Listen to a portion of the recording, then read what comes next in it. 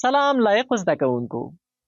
موږ او تاسې به په دې درس کې موهومي عددونه، د موهومي عددونو څلورګونې عملیې، مختلط عددونه او د هغوی څلورګونې عملیې ولولو. د موهومي عددونو واحد د آی توری له یوناني کلمې آیوټا څخه اخیستل شوی دی چې آی مساوي د جذر د منفي یو یا آی مربع مساوي یو ته د موهومي عددونو واحد وایي.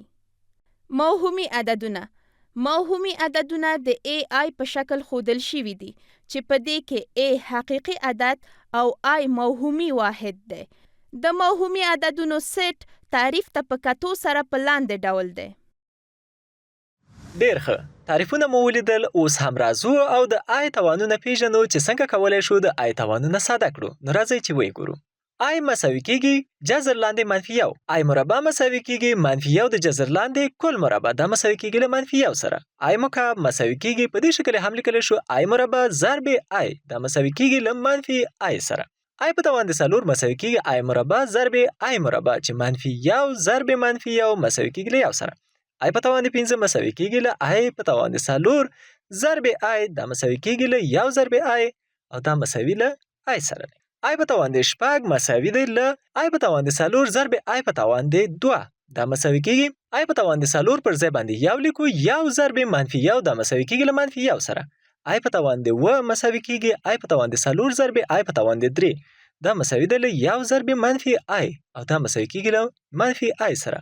آی په توان د اته مساوي کیږي آی په توان د څلور ضرب آی په توان د څلور چې دا مساوي کیږي یو ضرب یو او دا مساوي له یو سره کیږي. په پایله کې وایو که د موهومي عدد توان څلور یا داسې عدد وي چې په څلورو پوره وویشل شي حاصل یې یو په لاس راځي. اوس هم راځو او یوه بله کانکوري پوښتنه حلوو. د آی په توان د شپږ دېرش حاصل عبارت دی له څلور جزونه راکړل شوي دي. د راکړل شوي موهومي عدد توان د څلورو ضرب ته برابروو. یعنې آی په توان د شپږ دېرش په دې شکل هم لیکلی شو چې آی په توان د څلور کل په توان د 9 سره چې له دې ځای نه آی په توان د څلور پر ځای باندې لیکو یو کل په توان د 9 چې دا مساوي کیږي له یو سره. نو لومړی جز سم ځواب دی. اوس هم راځو په موهومي عددونو باندې څلورګونې عملیې څنګه سرته رسیږي کانکوري پوښتنې پکې حلوو. د شپږ آی او 2 آی د جمع حاصل عبارت دی له څلور جزونه راکړل شوي دي. د موهومي عددونو جمع او تفریق حاصل په دې ډول کولی شو لاسته راوړو. فرضوو چې x مساوي ai موهومي عدد او y مساوي bi بل موهومي عدد دی. د x جمع منفي یا مثبت منفي y دا مساوي کیږي د هر یو په ځای باندې خپل قیمتونه لیکو ai جمع منفي bi. دا مساوي کیږي آی پکې مشترک نیسو a مثبت منفي بی آی سره. نو د سوال لپاره دا رنګ لیکو چې 2 آی جمع شپږ آی دا مساوي کیږي له 2 جمع شپږ آی سره او دا مساوي کیږي له 8 آی سره. د موهومي عددونو تفریق هم په همدې شکل سره سرته رسیږي. اوس هم راځو او موهومي عددونو په ضرب کې کانکوري پوښتنې حلوو. د جذر لاندې منفي شپږ دېرش او جذر لاندې منفي 9 د ضرب حاصل عبارت دی له څلور جزونه راکړل شوي دي. د موهومي عددونو ضرب په دې شکل سره سرته رسیږي. که x مساوي ai یو موهومي عدد او y مساوي bi بل موهومي عدد اوسي نو x ضرب y مساوي کیږي ai ضرب بی آی سره چې دا مساوي کیږي له a ضرب بی آی مربع سره او دا مساوي کیږي له منفي ای بی سره. اوس دغه دواړه عددونه موږ د همدې شکل باندې حلوو. یو عدد مو منفي شپږ دېرش ده چې دا ضربوو د بل عدد منفي 9 سره. دا مساوي کیږي 3 آی ضرب شپږ آی سره چې دا مساوي کیږي له 18 آی مربع سره. په نتیجه کې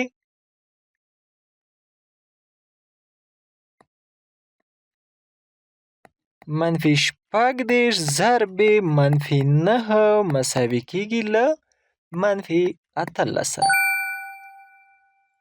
اوس هم راځو او د تقسیم پوښتنه پکې حلو. که a مساوي 15i او b مساوي 7i وي نو a پر b مساوي دی له 4 جزونه راکړل شوي. د موهومي عددونو د تقسیم عملیې په دې شکل سره سرته رسیږي. که چیرته x مساوي ai او y مساوي bi اوسي، x پر y مساوي کېږي له ai پر bi سره، چې له دې ځایه دا مساوي کېږي a پر b سره. اوس هم دا سوال پکې حلو.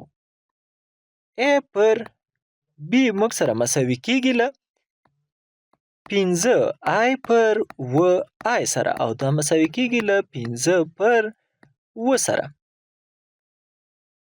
نو دویم جز سم ځواب دی. اوس هم راځو او د مختلطو عددو د مساوي والي په اړه مثالونه حلو. که z1 مساوي x1 جمع 2y او z2 مساوي 3 منفي 15i وي او z1 مساوي z2 وي نو x1 او y1 مساوي دي له 4 جزونه راکړل شوي. د مختلطو عددونو په مساوات کې حقیقي برخه د حقیقي او موهومي برخه له موهومي برخې سره مساوي وي. z1 مساوي z2 دوه مختلط عددونه دي نو د z1 قیمت لیکو x1 جمع 2y1i مساوي 3 منفي 15i. له دې ځای نه x1 مساوي له 3 سره دی، 2y1 مساوي له منفي 15 سره دی، چې y1 مساوي کېږي له منفي 15 پر 2 سره.